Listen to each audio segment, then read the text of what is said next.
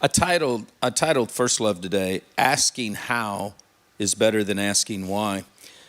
And I saw this saying, it said there are two ways of getting home, and one of them is to stay there. The other is to walk around the whole world till we get back to the same place. And when I saw that, I thought, man, that's kind of how we are. You know, we'll go in circles and end up back where we're at. You know, I mean, it's one of those things that just does it. And this week, as I was listening to some others speak, and I was just chatting with them here, I started to realize, man, I do that. And then last night when I was here and we were shooting Lifeline videos, it became even more clear that we're all facing the same stuff. It doesn't matter what time of the month or year or history, we're all facing some type of relational struggles, emotional struggles, just jobs. I mean, it's just there for us all the time. Something seems to crop up. And usually it's right when we're in the middle of trying to get it right. You know, we're going to Lifeline, or we're going to a girls group or a men's group, and we think we're reading our Bible and everything's going great, and then something just slammed right upside the head. And it's like we feel like we're starting all over again. And if y'all are like I am, it made me start to realize I ask questions that really, right in the middle of it, there's no answer. Questions like, why did it have to end that way? Or why did they leave? Or why didn't God do something?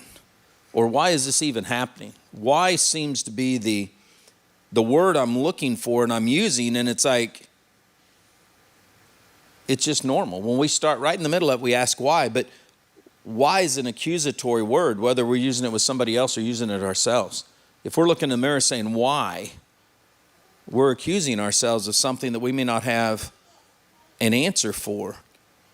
And after working through some of my own chaos and just realizing from talking to people, that's not the question that we should be asking. And it's like, I started to realize why's for later, how's for now. And the more I studied that little phrase, and I wrote that down, it's like, you know, in all reality, it really is how. And if we will take that, then it changes the whole perspective of things. Because the answer to why, usually we'll get it, we'll know it, but it's after the fact. It's the reflection of. And maybe it's like that little adage, there's a reason we have a windshield that's real big and a rearview mirror that's real small. It's so that we're not constantly looking behind us saying, why? We're supposed to be looking forward and saying, how?